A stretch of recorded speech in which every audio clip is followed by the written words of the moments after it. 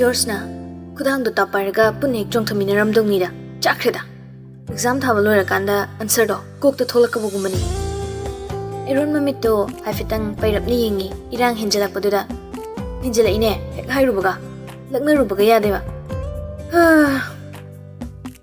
George su thawasabide ima hinjanma natimi makutunaga sammukainaga pirakpado as amta chuthokeda Asi haraga tamnana samakpa makutto machimada thangatuna khangchupchupi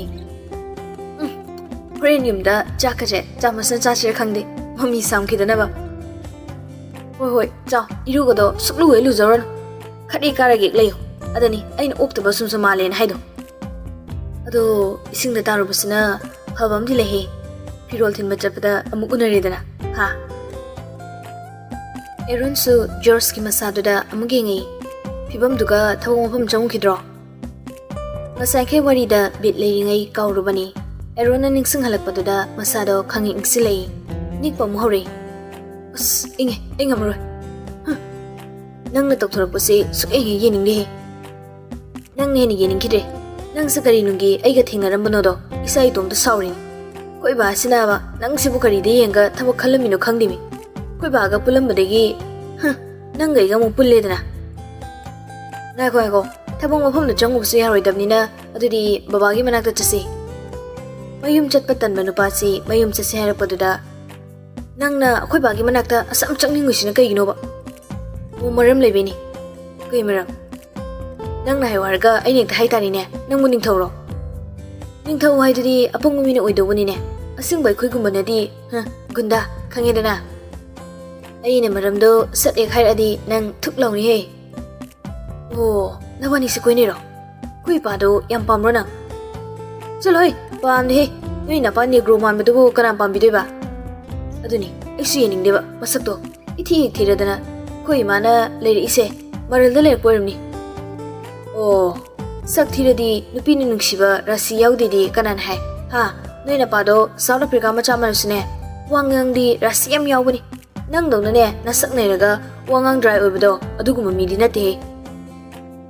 Ipado sakthi pamdi swai manak chesi swai ko khangawida maram amadi soiden leramni nangna khoida changning ise Ningol mapada ningai kana tawri yaroi haisini aigi sune gari leidaba suga yaroi Mama da monslei achara nangsu nachanu pana tai thungda padana helini luna tawba macha ningol aibuna nungsibide macha gi macha chamana basida michang mikhayam nai Kisor newspaper do thupchilaga masada onsinduna sofa da phamna haima masisu mabung angawbadagi khare hendawrine kanade ko ipa gi business se khara tamsilo haying nachin nauna ne loini ingsilawdoini ningol haibaleite piba haibaleite chap manana ne seri yendori bani achara su single sofa da phamli bani makul ga chaktakna machabo kening bagi mongda naw chawna bhairi era Khara khaji keze gisano angang oi mali Kari ge angang oi bino chap chara bani khara leredi mayum pan ge harani panring sidane tambaya ba haibe ba haijau haibani yadaga tokchare dana Asi hairam dana hagot ki thabak chanaba lushim masuloi rabana mapalom da tholaktona gari thodokre thabak chakri Mapa hek chatki baga mama da taptari aina habiya dadine noina haibsune idea biroi Acharana, hai, karimta khaluno. Imari sidi chagidi, leitho ogal weridana. Mama gi wahiduda suglam badagi momon tawkhre. Machan harau zabaduda mama sunungai jerami. Mathangi numitni, numidang wairam. George ka Aaron ga firol thinbalami, thaba hoida. Prap chumdingna changakpaga, thaba ga tamnaga ingkholda lerami. Adu bada muhori magi machin leptabido. Waramani ikolda da leidana tawrisi Erona haifet onsilaga wari da waiba Asi haiduna mulai thoki Thaba suri sumanglom da changna ibanido Harau changsile imakso nupani dana leiriba domda Haima nakoibu pirol thinbala iro Ahoyine kakalo Macha nupi da onsilai Bema nabung singla ine Sagalulu laune George khajik nokfet tawraka Mangol da kakhalami kungap to lakthomaka famen da thariba khare segairaba kauna gi fak macha do chingthoga phamalami Eron di sumang de lepi Habana bungwa phamsi kakhaludana ine gidine yum kaise natai cha de na tallabro noibo ine kisu kaidida ngarang sula ka phamididi sum ngak lepana nungai na tawbani lawe nang sungak phamsi kakhalo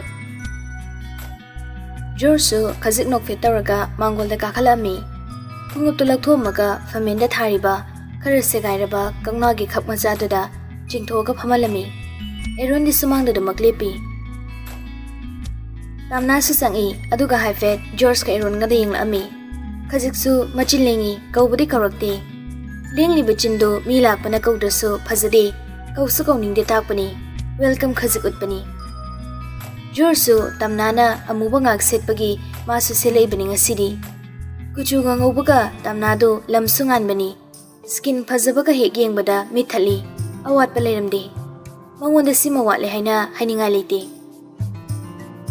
hainei miyoiba khudingmaki awatpa mamamdi nongda mamana lehali adubu karigi damakta nupi sidadi awatpa mata lehendabano haina ngaklibani imungda changaga cha sangat ke tawbada chini amuk leiramre amuk tholei imungi thongjinda lepaga tumina mama bu kormi ima amta chango Haba sudardina machagi manakta imungda changlami kaidauragi chini leiramdri isi upang mathagtane lupa kun lehobani adagi lauroko ai chatluro as moi singsiga ai tong kamai lehodoino nang chatluro dudi hoi mama na thokraga mana muk chakhumda changi chakhumge upang mathakta makon khara pikna konsinduna leiriba lupa kun chapido lauraga amuk tholai nupi du thoke baduda matomda khale kadai da nong chalisina ai sibu ngokshina ba mali chal mai sibo haba namuk noi baba dusu thengna jaradi nungai dawni ngarang su muk thengnadre George thabana wa hirakli baduda aduni ma baba dusu uning bani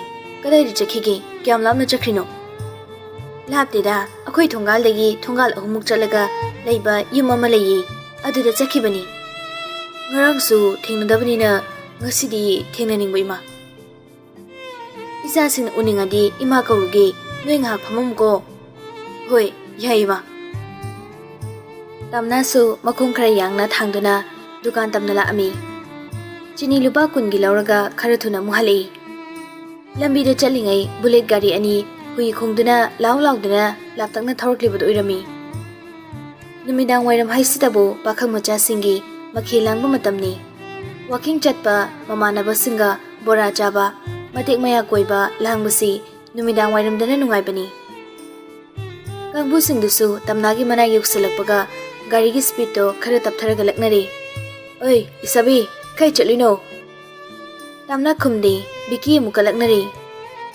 o laisabi nang siam nan ningthi ko nang bu urubata modi layong khangdana haure isai do lepaga munghari adusu horende Gari ka do mamay sa layraga tamnagi batung do inari. Lesabi mo bada liyam na thadi haiduni. Tamna su khara pingna chat na buhoni. Masada thawdok ama thokibana siguma thawdok si mangoda thokpaga hekta pakat pani. Sor honba ngamakta bani. Biki su dumak langnari. Kai chaluno harga kumdine.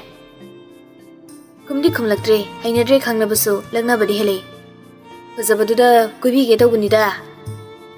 Langmina bunupa singduga muk onsinaraka karyamnaduna noklibani mi kya langba sumba nupa singi nature ta da bomong matausi mangonda magi anabada hawrake tawi kokchawbi khanga kari bago ngaw hawri lambi da anabado hawrakpa tare khanna normal oina ba phajinjei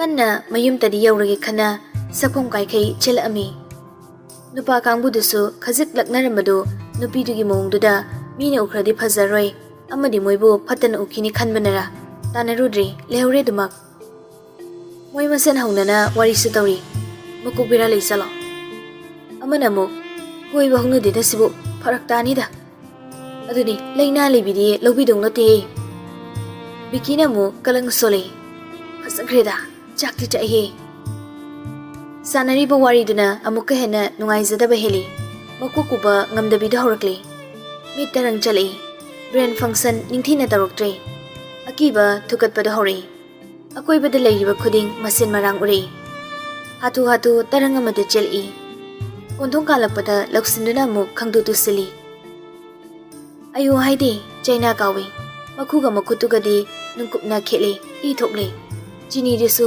ꯁꯦꯒꯥꯏꯔꯒ ꯃꯈꯥꯗ ꯂꯣꯏꯅ ꯍꯩꯗꯣꯛꯏ ꯇꯝꯅꯥꯁꯨ ꯐꯨꯛ ꯍꯧꯒꯠꯂꯒ ꯀꯟꯅ ꯑꯃꯨꯛ ꯆꯤꯟꯁꯤꯜꯂꯛꯏ ꯃꯥꯡꯒꯣꯜ ꯇꯝꯅ ꯃꯥꯡꯒꯣꯜ ꯀꯥꯈꯠꯂꯝꯗꯥꯏ ꯆꯨꯔꯤ ꯇꯥꯕꯗꯨꯗ ꯑꯃꯨꯛ ꯈꯪꯇꯨ ꯇꯨꯁꯤꯜꯂꯤ ꯑꯦꯔꯣꯟꯁꯨ ꯖꯣꯔꯖꯁꯨ ꯅꯨꯄꯤꯗꯨꯗ ꯈꯪꯌꯦꯡ ꯌꯦꯡꯉꯤ ꯁꯦꯀꯦꯟ ꯐꯥꯗꯦ ꯖꯣꯔꯖꯁꯨ ꯐꯨꯛ ꯍꯧꯒꯠꯂꯒ ꯇꯝꯅꯥꯒꯤ ꯃꯅꯥꯛ ꯇꯝꯅ ꯑꯃꯨꯛ ꯐꯤꯡꯅ ꯆꯤꯟꯁꯤꯜꯂꯤ ꯍꯨꯒꯠꯄꯤꯅꯕ ꯄꯥꯏꯒꯦ ꯇꯧꯏ ꯇꯝꯅꯥ ꯃꯈꯨꯠ ꯑꯅꯤꯅ ꯒ꯭ꯌꯥꯟ ꯃꯦꯟ ꯇꯥꯗꯅ ꯊꯛꯀꯅ ꯀꯣꯏꯍꯥꯏ ꯍꯥꯏꯔꯝꯃꯤ ꯄꯥꯏꯔꯛꯀꯅꯨ ꯁꯣꯛꯂꯛꯀꯅꯨ ꯊꯦꯡꯉꯛꯀꯅꯨ ꯍꯥꯏꯕꯒꯤ ꯑꯀꯤꯕ ꯃꯑꯣꯡꯅꯤ ꯃꯆꯤꯟꯗꯁꯨ ꯃꯌꯥ ꯆꯤꯛꯁꯤꯟꯅ ꯃꯃꯤꯠ ꯏꯆꯣꯏ ꯆꯣꯏꯅ ꯃꯥꯒꯤ ꯊꯋꯥꯏꯗꯨ ꯂꯥꯏ ꯐꯠꯇꯕꯅ ꯄꯣꯁꯦꯁ ꯇꯧꯈꯤꯕꯒꯨꯝ ꯇꯔꯪ ꯑꯃꯗ ꯌꯦꯡꯂꯒ ꯀꯟꯅꯁꯨ ꯅꯠꯇꯅ ꯀꯧꯏ ꯏꯃꯥ ꯏꯃꯥ ꯏꯃꯥ ꯅꯪ ꯀꯥꯏ ꯂꯩꯒꯦ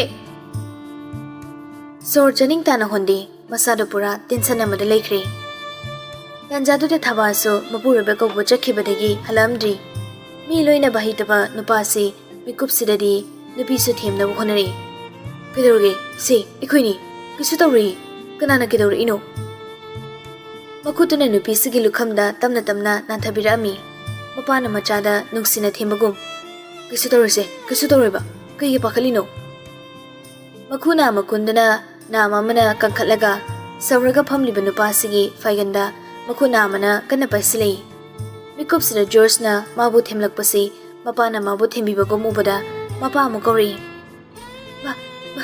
ꯕꯕꯥ ꯕꯕꯥꯁꯨ ꯂꯥꯛꯑꯅꯤꯌꯦ ꯏꯃꯥꯅ ꯀꯧꯕ ꯆꯠꯈꯤꯕꯅꯤ ꯑꯩ ꯉꯥꯎꯁꯨ ꯉꯥꯎꯗꯅ ꯉꯥꯎꯋꯦꯅ ꯍꯥꯏꯔꯛꯏꯕ ꯖꯣꯔꯖꯁꯨ ꯃꯅꯒꯟꯗ ꯑꯃꯨꯛ ꯅꯥꯟꯊꯕꯤꯔꯤ ꯑꯦꯔꯣꯟꯁꯨ ꯆꯦꯜꯂꯨꯗꯨꯅ ꯒꯥꯔꯤꯗꯒꯤ ꯏꯁꯤꯡ ꯂꯧꯔꯨꯔꯤ ꯏꯃꯨꯡꯗ ꯆꯪꯉꯒ ꯏꯁꯤꯡ ꯀꯅꯤꯐꯥꯎ ꯀꯥꯎꯏ ꯇꯝꯅꯥꯒꯤ ꯐꯤꯕꯝꯗꯨꯗ ꯂꯧꯔꯒ ꯑꯃꯨꯛ ꯊꯨꯅ ꯆꯦꯟꯁꯤꯜꯂꯛꯏ ꯑꯗꯨꯒ ꯖꯣꯔꯖꯇ ꯄꯤ ꯁꯦ ꯏꯁꯤꯡ ꯈꯔ ꯊꯛꯆꯤꯜꯂꯨꯁꯦ ꯇꯝꯅꯥꯁꯨ ꯕꯣꯇꯜꯗꯨ ꯂꯧꯔꯒ ꯊꯛꯑꯝꯃꯤ ꯃꯤꯅꯤꯠ ꯑꯃꯅꯤ ꯂꯩꯔꯒ ꯇꯞꯅ ꯇꯞꯅ ꯋꯥꯈꯜ ꯇꯥꯔꯤ ꯇꯟꯖꯥꯗꯨꯗꯅꯤ ꯊꯣꯡꯒꯥꯜꯗ ꯍꯣꯔꯟ ꯌꯥꯝꯅ ꯍꯥꯎꯇꯅ ꯈꯣꯡꯉꯒ ꯂꯥꯎꯔꯛꯑꯝꯃꯤ ꯐꯖꯕꯤ ꯊꯣꯡꯒꯥꯜ ꯈꯪꯉꯝꯅꯤꯅ ꯍꯌꯦꯡꯃꯨꯛ ꯂꯥꯛꯑꯒꯦꯀꯣ ꯑꯁꯨꯝꯅ ꯂꯥꯎꯔꯝꯕꯗꯨꯗꯗꯤ ꯖꯣꯔꯖꯀꯤ ꯐꯥꯏꯒꯟꯗꯨꯗ ꯃꯈꯨꯠ ꯑꯃꯅ ꯑꯃꯨꯛ ꯀꯟꯅ ꯄꯥꯏꯁꯤꯜꯂꯛꯏ ꯃꯇꯧꯗꯨꯗ ꯊꯃꯣꯏ ꯃꯥꯁꯨ ꯅꯧꯊꯔꯛꯄꯅꯤ ꯅꯨꯄꯥꯁꯤ ꯇꯝꯅꯥꯅ ꯀꯤꯔꯤ ꯍꯥꯏꯕ ꯎꯠꯇꯨꯅ ꯃꯥꯒꯤ ꯐꯥꯏꯒꯟꯗ ꯆꯦꯟꯅ ꯄꯥꯏꯔꯛꯄꯁꯤ ꯅꯨꯄꯥꯁꯤꯗꯗꯤ ꯅꯨꯄꯤꯁꯤꯅ ꯃꯥꯒꯤꯗꯃꯛꯇ ꯂꯦꯞꯄꯤꯌꯨ ꯃꯥꯕꯨ ꯀꯜꯂꯨ ꯃꯥꯕꯨ ꯊꯥꯖꯒꯦ ꯍꯥꯏꯔꯛꯄꯒꯨꯝ ꯃꯥꯒꯤꯗꯃꯛ ꯍꯤꯡꯂꯒꯦ ꯀꯥꯏꯅ ꯏꯔꯥꯏ ꯂꯥꯏꯅ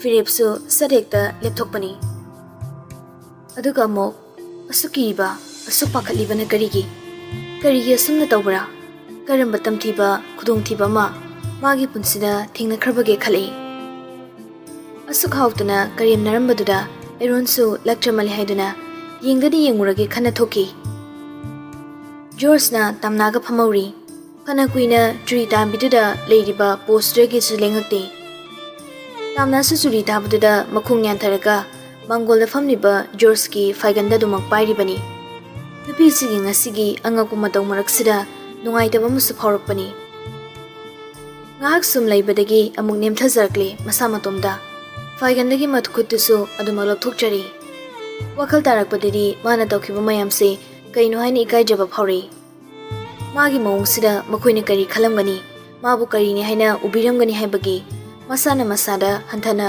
ꯄꯨꯈꯟꯅ ꯈꯟꯖꯤꯟꯕ ꯑꯃꯨꯛ ꯍꯧꯔꯛꯏ ꯃꯥꯒꯤ ꯃꯌꯥꯝꯒ ꯃꯥꯟꯅꯗꯕ ꯃꯑꯣꯡꯁꯤꯗ ꯂꯩꯁꯥꯕꯤꯒ ꯑꯣꯏꯕꯒ ꯏꯀꯥꯏꯖꯕꯅꯤ ꯊꯨꯅ ꯍꯧꯒꯠꯀꯦ ꯈꯟꯅ ꯃꯈꯣꯡꯗꯣ ꯐꯨꯛꯑꯒ ꯍꯧꯒꯠꯅꯕ ꯍꯣꯠꯅꯩ ꯆꯩꯅꯥ ꯈꯪꯐꯥꯎ ꯐꯥꯎꯔꯛꯏ ꯆꯩꯅꯥ ꯈꯥꯡꯗꯨꯅ ꯃꯆꯤꯟꯗꯣ ꯍꯥꯏꯐꯦꯠ ꯆꯤꯡꯈꯠꯂꯤ ꯇꯝꯅꯥꯅ ꯃꯆꯤꯟ ꯃꯜ ꯆꯤꯡꯈꯠꯄꯒꯤ ꯃꯑꯣꯡꯗꯨꯗ ꯖꯣꯔꯖꯁꯨ ꯇꯝꯅꯥꯒꯤ ꯃꯈꯣꯡꯗꯨꯗ ꯑꯃꯨꯛ ꯌꯦꯡꯊꯔꯛꯏ ꯈꯔ ꯁꯣꯛꯄ ꯃꯥꯜꯂꯤ ꯐꯛꯁꯤꯗ ꯐꯝꯃꯨ ꯂꯥꯎꯁꯦ ꯑꯩ ꯌꯦꯡꯕꯤꯒꯦ ꯃꯈꯨꯠ ꯑꯃꯨꯛ ꯁꯝꯕꯤꯕꯗ ꯃꯈꯨꯠꯇꯨꯁꯨ ꯈꯔ ꯇꯠꯂꯝꯃꯤ ꯅꯨꯄꯥꯗꯨꯅ ꯌꯥꯝꯅ ꯆꯝꯊꯣꯛꯄ ꯀꯔꯤꯁꯨ ꯈꯟꯗꯕ ꯃꯥꯟꯕ ꯃꯇꯧꯗꯨꯗ ꯏꯀꯥꯏꯕꯗꯨꯗꯤ ꯈꯔ ꯐꯔꯛꯏ ꯐꯛꯇꯨꯗ ꯐꯝꯍꯜꯂꯝꯃꯤ ꯖꯣꯔꯖꯅ ꯃꯁꯥꯗꯣ ꯈꯔ ꯈꯖꯤꯛ ꯍꯦꯛ ꯌꯥꯡꯉꯤ ꯍꯧꯖꯤꯛꯇꯗ ꯆꯩꯅꯥ ꯃꯌꯥꯝꯗꯨꯁꯨ ꯇꯞꯅ ꯇꯞꯅ ꯐꯥꯎꯔꯛꯏ ꯊꯣꯡꯒꯥꯟꯗ ꯆꯤꯅꯤ ꯍꯩꯗꯣꯛꯑꯝꯕꯗꯣ ꯑꯃꯨꯛ ꯈꯪꯅꯤ ꯅꯤꯡꯁꯤꯡꯉꯛꯇꯨꯅ ꯆꯤꯅꯤ ꯊꯣꯡꯒꯥꯟꯗ ꯍꯩꯗꯣꯛꯍꯧꯔꯤ ꯇꯨꯁꯤꯟꯕꯗ ꯑꯁꯤ ꯍꯥꯏꯔꯒ ꯐꯨꯛ ꯍꯧꯒꯠꯂꯛꯄꯗ ꯖꯣꯔꯖꯅ ꯇꯥꯞꯐꯥꯏ꯫ ꯇꯥꯝꯅꯥꯁꯨ ꯇꯤꯡꯉꯛ ꯂꯩꯁꯤꯜꯂꯛꯇꯨꯅ ꯂꯝꯂꯥꯟꯕ ꯃꯥꯅ ꯄꯥꯏꯔꯛꯂꯤꯕ ꯈꯨꯗꯥꯡꯗꯨꯗ ꯌꯦꯡꯂꯛꯑꯝꯃꯤ꯫ ꯑꯗꯨꯒ ꯑꯃꯨꯛ ꯃꯥꯒꯤ ꯈꯨꯗꯥꯡꯁꯤ ꯄꯥꯏꯔꯤꯕ ꯅꯨꯄꯥꯁꯤꯗ ꯌꯦꯡꯉꯤ꯫ ꯌꯦꯡꯅꯩ ꯑꯅꯤꯗꯣ ꯁꯦꯀꯦꯟ ꯈꯔꯗꯤ, ꯑꯗꯨꯕꯨ ꯇꯥꯝꯅꯥꯅ ꯃꯤꯆꯥꯟꯅꯕ ꯉꯝꯗ ꯃꯤꯠ ꯅꯥꯊꯩꯕꯗꯤ ꯉꯝꯗꯕ ꯃꯇꯧꯗꯨꯗ ꯖꯣꯔꯖꯅ ꯑꯃꯨꯛ ꯃꯈꯨꯠ ꯊꯥꯗꯣꯔꯒ ꯆꯝꯅ ꯈꯨꯗꯥꯡ ꯄꯥꯏꯔꯛꯄꯒꯤ ꯃꯔꯝ ꯍꯥꯏꯔꯛꯏ꯫ ꯆꯤꯅꯤꯗꯣ ꯍꯩꯗꯣꯛꯈ꯭ꯔꯁꯅꯨ, ꯅꯪꯒꯤ ꯑꯁꯣꯛꯄꯗꯣ ꯍꯥꯟꯅ ꯌꯦꯡꯁꯤ꯫ ꯉꯔꯥꯡꯗꯤ ꯑꯩꯉꯣꯟꯗ ꯑꯣꯛꯇꯕ ꯃꯥꯜꯂꯦ ꯍꯥꯏꯕꯒꯤ ꯃꯤꯠꯌꯦꯡ ꯌꯦꯡꯉꯤ, ꯌꯥꯝꯅ ꯃꯦꯆꯣꯔ ꯑꯣꯏꯕꯤ ꯁꯥꯔꯒ, ꯑꯗꯨꯒ ꯉꯁꯤꯅ ꯀꯩꯗꯧꯔꯤꯕ?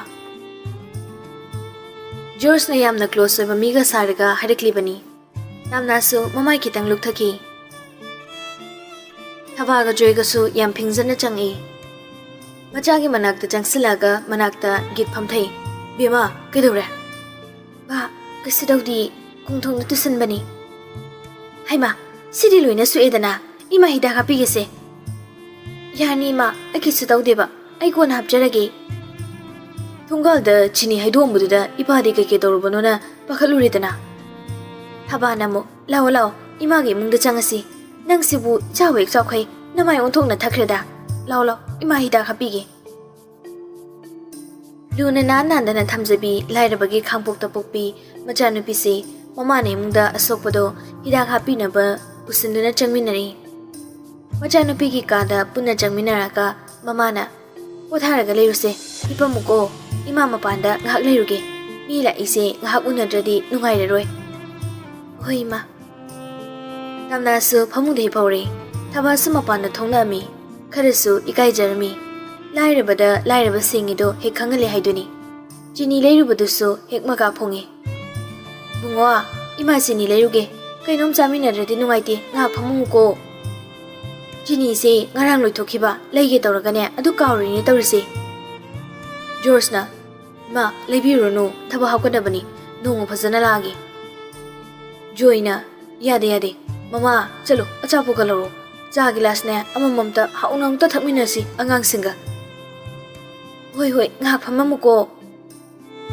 ꯊꯕꯥꯁꯨ ꯈꯔ ꯊꯤꯡꯅ ꯑꯃꯨꯛ ꯊꯣꯡꯒꯥꯜꯂꯣꯝꯗ ꯊꯣꯛꯈ꯭ꯔꯦ꯫ ꯁꯦꯜ ꯌꯥꯎꯕ ꯅꯠꯇꯦ, ꯁꯣꯜꯂꯨꯗꯣꯔꯤꯕꯅꯤ꯫ ꯖꯣꯏꯁꯨ ꯈꯨꯗꯩꯗꯨꯃꯒ ꯃꯥꯡꯒꯣꯜ ꯃꯆꯤꯗꯨꯗ ꯐꯝꯃꯩ꯫ ꯀꯗꯥꯏ ꯆꯠꯂꯨꯏꯅꯣ ꯅꯣꯏꯕꯣ? ꯕꯕꯥꯈꯣꯏꯒꯤ ꯈꯨꯟꯁꯤꯗ ꯍꯟꯗꯛ ꯆꯦꯡꯒꯤ ꯐꯦꯛꯇꯔꯤ ꯑꯃ ꯁꯥꯗꯣꯏꯁꯦ, ꯁꯤꯒꯤ ꯂꯥꯛꯑꯝꯕꯅꯤ, ꯍꯌꯦꯡꯗꯩ ꯍꯧꯔꯅꯤ ꯁꯥꯕ꯫ ꯏꯃꯥ ꯏꯕꯦꯝꯃ, ꯑꯗꯨꯛ ꯆꯥꯎꯕꯗꯨꯗꯤ ꯅꯣꯏꯅ ꯁꯥꯗꯧꯔꯤꯕ꯭ꯔꯣ?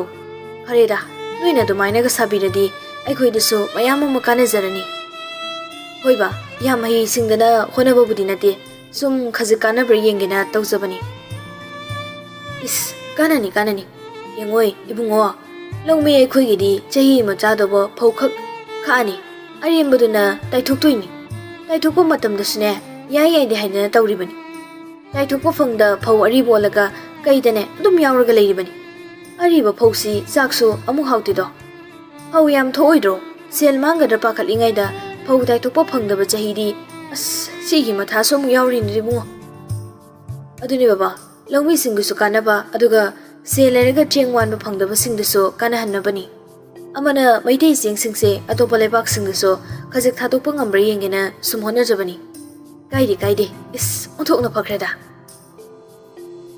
ꯊꯕꯥꯁꯨ ꯆꯤꯅꯤ ꯂꯩꯕ ꯍꯜꯂꯛꯏ꯫ ꯆꯥꯛꯈꯨꯝꯗ ꯈꯔ ꯐꯤꯡꯅ ꯆꯪꯈ꯭ꯔꯒ ꯆꯥ ꯂꯣꯟꯈꯠꯈ꯭ꯔꯦ꯫ ꯊꯥꯏꯅ ꯑꯍꯜꯒꯤ ꯍꯧꯅꯕꯤꯅꯤꯅ ꯂꯤꯛꯂꯤ ꯒ꯭ꯂꯥꯁ ꯃꯆꯥ ꯑꯃꯃꯝꯗ ꯆꯥꯗꯣ ꯍꯩꯔꯛꯂꯝꯃꯤ꯫ ꯃꯗꯨꯅ ꯃꯈꯣꯏꯒꯤꯗꯤ ꯁ꯭ꯇꯦꯟꯗꯔꯠꯅꯤ꯫ ꯃꯣꯏ ꯋꯥꯈꯜꯗꯗꯤ ꯂꯤꯛꯂꯤ ꯒ꯭ꯂꯥꯁꯇꯨ ꯂꯛꯖꯔꯤꯅꯤ꯫ ꯃꯄꯨꯔꯣꯏꯕꯗ ꯆꯥ ꯑꯃ ꯄꯤꯔꯤ, ꯑꯗꯨꯒ ꯖꯣꯔꯖꯇ ꯑꯃ ꯄꯤꯔꯛꯂꯝꯃꯤ꯫ ꯐꯣꯔꯃꯦꯜꯗꯨꯒ ꯐꯛꯇ ꯐꯝꯃꯒ ꯆꯥ ꯊꯛꯄꯗꯣ ꯈꯔꯗꯤ ꯀꯝꯐꯣꯔꯇꯦꯕꯜ ꯑꯣꯏꯕ ꯋꯥꯠꯂꯝꯃꯤ꯫ ꯑꯗꯨꯕꯨ ꯇꯥꯝꯅꯥꯒꯤ ꯒꯨꯟꯅ ꯍꯦꯟꯈꯤꯕꯅ ꯍꯩꯅꯕ ꯍꯩꯅꯗꯕ ꯑꯃꯠꯇ ꯈꯪꯈꯤꯗ꯭ꯔꯦ꯫ ꯃꯥꯒꯤ ꯃꯁꯛꯇꯕꯨ ꯎꯖꯔꯕꯗꯤ ꯃꯩꯐꯨ ꯃꯊꯛꯇ ꯐꯝꯃꯒꯦꯁꯨ ꯐꯝꯖꯔꯒꯦꯗꯨ ꯀꯥꯏꯗꯅꯤ꯫ ꯊꯕꯥꯁꯨ ꯈꯖꯤꯛ ꯆꯠꯊꯣꯛꯑꯒ ꯐꯛꯇ ꯅꯠꯇꯕꯤꯗ ꯂꯩꯕꯥꯛ ꯃꯈꯥꯗ ꯐꯝꯃꯝꯃꯤ꯫ ꯂꯥꯛꯂꯤꯕ ꯃꯤꯗꯨꯗ ꯌꯥꯝꯅ ꯀꯨꯏꯖꯔꯝꯃꯤ꯫ ꯊꯕꯥꯅ ꯁꯨꯝ ꯐꯝꯃꯒ ꯂꯩꯕꯗꯨꯗ ꯖꯣꯏꯅ ꯈꯔ ꯆꯩꯕꯣꯏꯁꯨ ꯇꯧꯏ꯫ ꯍꯩ, ꯐꯝꯃꯒ ꯂꯩꯔꯦꯅꯦ, ꯑꯉꯥꯡꯗꯣ ꯑꯃꯨꯛꯇ ꯌꯦꯡꯕꯤꯔꯨꯆꯣꯅꯦ꯫ ꯍꯩꯃꯥ, ꯀꯥꯎꯏꯅꯦ, ꯍꯣꯏ꯫ ꯑꯦꯔꯣꯟꯁꯨ ꯆꯪꯂꯛꯑꯝꯃꯤ, ꯑꯗꯨꯒ ꯖꯣꯔꯖꯀꯤ ꯃꯅꯥꯛ ꯆꯪꯁꯤꯟꯗꯨꯅ ꯍꯜꯂꯁꯤ꯫ ꯈꯨꯝꯗꯕꯗꯤ ꯅꯠꯇꯦ, ꯃꯤꯠꯌꯦꯡ ꯑꯣꯏꯅ ꯈꯨꯝꯈꯤꯕꯅꯤ꯫ ꯖꯣꯔꯖꯅ ꯕꯥ, ꯑꯗꯨꯗꯤ ꯑꯩꯈꯣꯏ ꯑꯃꯨꯛ ꯌꯧꯖꯈ꯭ꯔꯒꯦ꯫ ꯆꯥꯗꯣ ꯈꯔ ꯐꯤꯡꯅ ꯑꯅꯤꯔꯛ ꯑꯍꯨꯝꯂꯛ ꯆꯤꯡꯂꯒ ꯍꯧꯒꯠꯂꯝꯃꯤ꯫ ꯖꯣꯔꯖꯅ ꯍꯧꯒꯠꯈꯤꯕꯗꯨꯗ ꯖꯣꯏꯁꯨ ꯍꯧꯒꯠꯂꯛꯏ꯫ ꯍꯣꯏ, ꯁꯣꯝꯗ ꯂꯥꯛꯑꯗꯤ ꯕꯕꯥꯒꯤꯗꯁꯨ ꯑꯗꯨꯃꯛ ꯆꯪꯉꯨꯀꯣ, ꯏꯆꯥ ꯑꯃꯁꯤꯗꯤ Ichasu chasu thakminadrena tawrise. Erona ma mahekta kaujaragi yani aidi cha thakjadi. Baba somda laade adum changake amuk thoksagrage khoi. Hoi lao lao. Baba su kongdong phawba thindokpige. Joy na harau marau thongan bok thindokpire. George ga Aaron gana gari de kakhalaga chakhibado phaw nofet engori. Makhoina khara tamna gari thaukrabada muk yum manungda changi. Gari manungdani George na Aaron da onsen hangai. Kananiba khangmambro. Sida saidagi natamanira. Kumargi machanapa tumado or male. Oh, aduna ni dana. Mana hero saise. Soina moina. Kara ngangna ngamdaba sani. Mana ngangna ngamdaba aina maching phataba. Thoklang mayum chalaga hatuni se. Hingan ma George ni tapkraba Eroni. Erona laknari. Police tabu mi hatpada Kilentary award phangmani. Aikhoidi hawai jaba natana upai lereni gadha. Hey, usilakta base edi kya hinedine. Maruna marola mohongbane lushalluni ko ngase. Anga pet laubdu konsinaraga mingchat handana bani. Onsinarase je kanada poni. Edi mingchat gide makta hiningde. Amungtang pokpa mapokni. Ai apambada aini hingbaduni. Hingsu hinglake, hingsu hingkini. Kanano thingbidoba. Leite, pokde. Poksu poloi. Aduna tamna soine lawani. Hairaga sangtak tawa masamdo nongminong hegalami. Sathiba manbraise. Mahalasu sathiraroi. Inging lauba mayamna kienaga ingtappa malalake. Mandrasu malehero. Thongna kha phangbar ngambrengi.